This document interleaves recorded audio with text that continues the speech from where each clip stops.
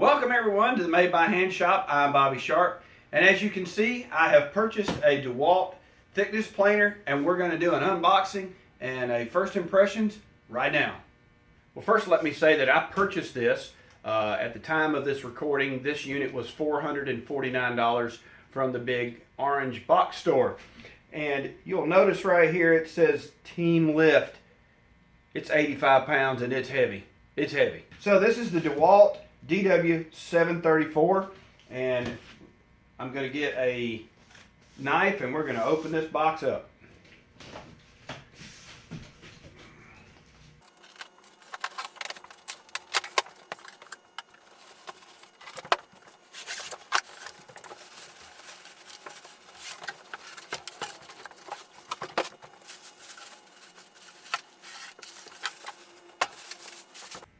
Okay, I got that out of the box.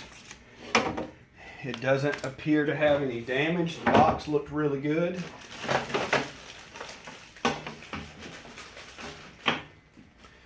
So we have the instructions.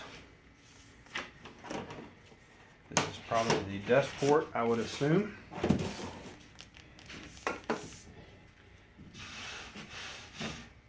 This thing is built really well.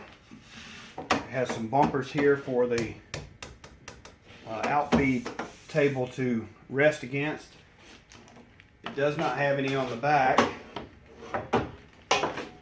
Looks like there's some adjustment screws here to keep the in-feed and out-feed tables parallel with the base.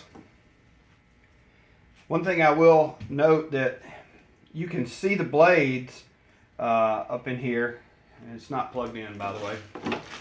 So the bottom plate is actually mirrored, and you can actually see the blades up in there.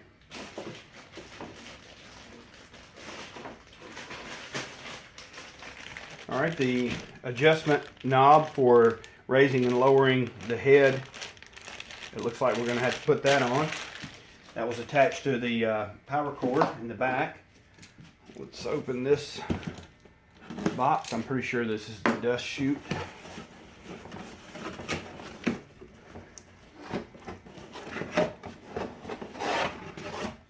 Exactly what it is. Some screws that are provided with it, and a reducing chute. This goes, I guess, from a 4-inch down to a 2-inch, which is really nice. Not sure what the screws are for. We'll have to find out what that is, where those go. Okay, I've placed the planer on a piece of cardboard. The bottom of these feet, this is aluminum, and they've got some residue on there, and it's gotten all over my assembly table, my outfeed table. So I guess what we'll do next is let's go ahead and install the adjustment knob here. There's a screw in there with that. Let's get that on. So we got the adjustment knob and the screw that holds that on. Let's see what we need. That's going to be a Torx. Alright, I finally found what I needed. This is actually requires a T25 Torx driver for this screw. That's kind of oddball, but Phillips head would be nice. Just so you will know, the crank has a shaft that goes down to the bottom. So when you turn the crank, you turn this chain, and that, I guess it has screws on both sides that will raise and lower the cutter head. Also, let me spin this around. Actually, I didn't even know that was in here. That is the T25 that fits that, I'm sure. Alright, that's good to know. And there's also a wrench here. This is probably going to be the size for adjusting the stops for the in-feed and out-feed tables, if you will. That's funny that that's in there. Okay.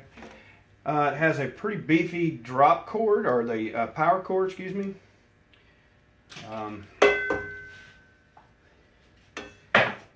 This is a 14 gauge cord. It's probably 6 feet long.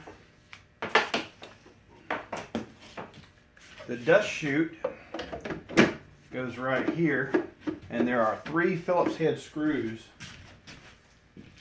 that we will use to attach this. And it looks like a number 2 Phillips screwdriver will fit that nicely.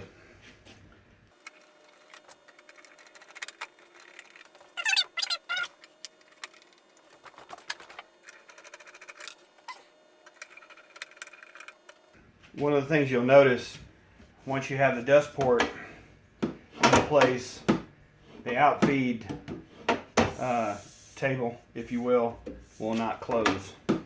I'm going to have this permanently set up in my shop, so that won't be an issue for me. But it could be for you. And while we're looking at the back of this, it does have a cord reel, if you will, so that we can,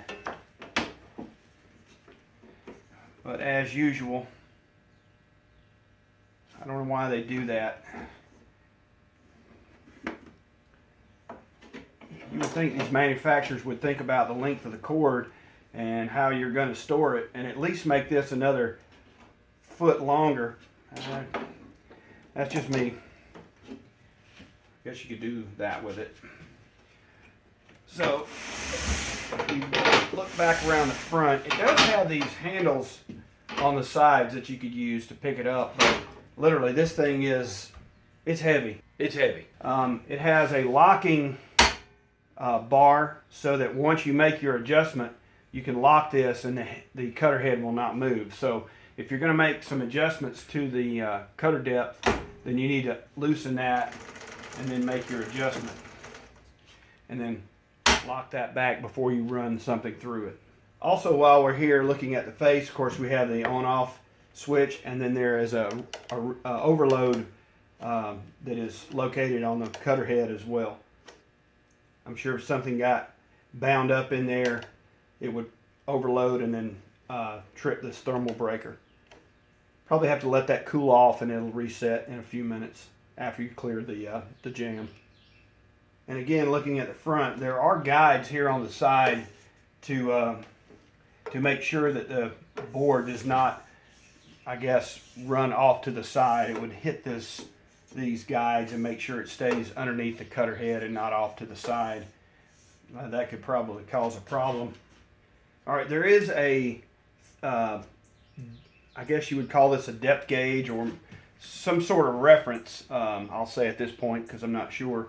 But there's a pointer here on the side. It looks like there's some adjustments in these screws so that you can fine tune this to match what you're planing. So I'll get my level and we'll make sure the in-feed and out-feed tables are parallel with the plate on the inside, and then we'll fire this bad boy up and maybe run a piece of 2x4 or something through it and see what kind of mess we can make.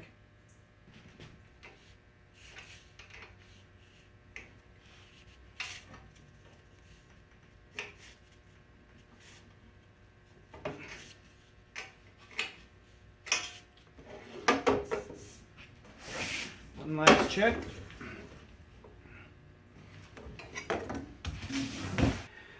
All right, I've got the in-feed and out-feed tables parallel to the plate in the middle.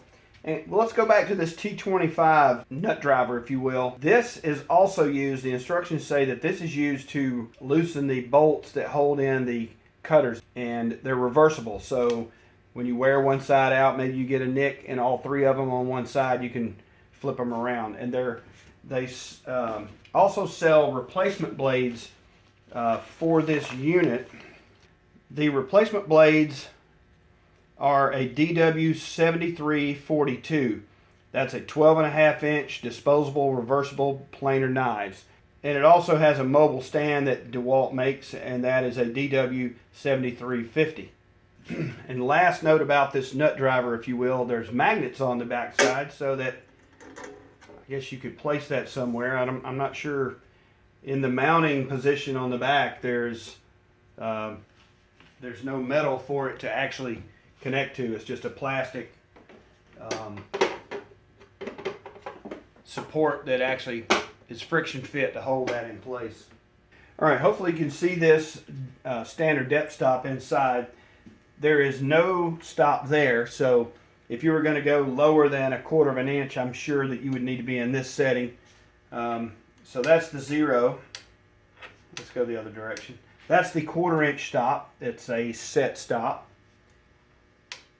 Again, a set stop for the 1/2 inch. And then this is the 3/4 inch, and that is adjustable with the screw on the top and the set screw.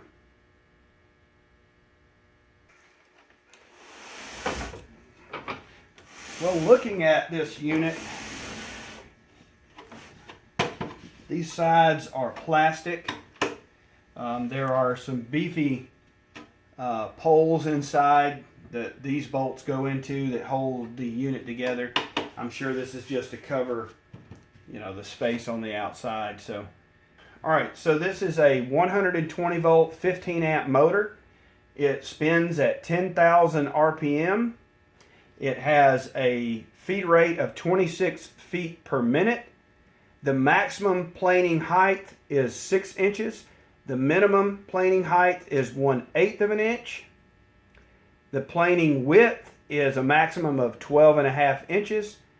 And the maximum planing depth is 1/8 of an inch. All right, so let's look at this material removal gauge really quick. I just have a standard 2x4. There is a small spring steel lever inside of this, and you basically lower the cutter head down, and it presses on. Once you make contact with the wood, it moves the corresponding gauge on the other side. This is going to give us a kind of an idea of how much material we're going to remove from this piece of stock once we run it through. So we can run it down. That is 1/8 of an inch. So the maximum you could probably remove safely is 1/8 of an inch. Pine, that would probably be a good, easy thing. I'm not experienced with this, so I would start with that. So we're going to set this to about a 32nd of an inch. I'm going to lock that down. We're going to run this 2x4 through there. All right, this is the first time I'm going to cut it on. Let's hope we don't let the magic smoke out.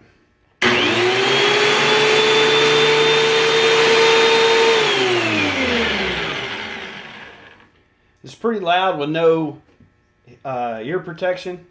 Let's plane this 2x4 and see how much dust comes out of the chute over here.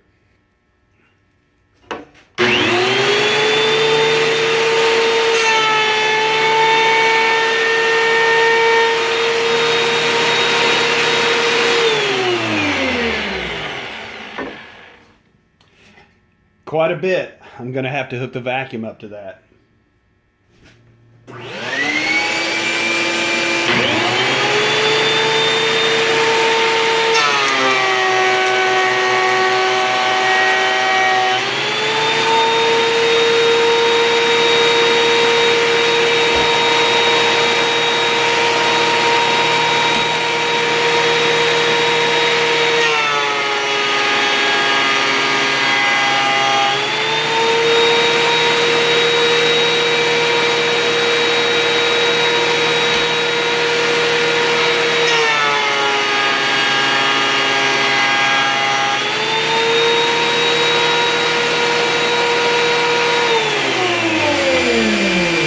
Of course, it's brand new, and it leaves an excellent finish. This is smooth as a baby's butt.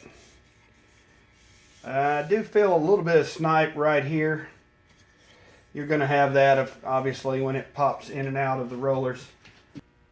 Well, I hope this unboxing and first impressions has given you some insight in the DW734 Thickness Planer. I'll be able to use some rough sawn lumber now and plane that down to the thicknesses that I need for different projects that I have planned in the future. If you're new to my channel, I would appreciate it if you would go back and just browse through some of the other episodes that I have on my YouTube channel.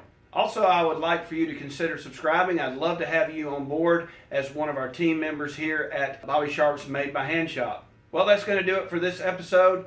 And as always, be all you can be, but best of all, be sharp. Stay safe in your shop, everyone.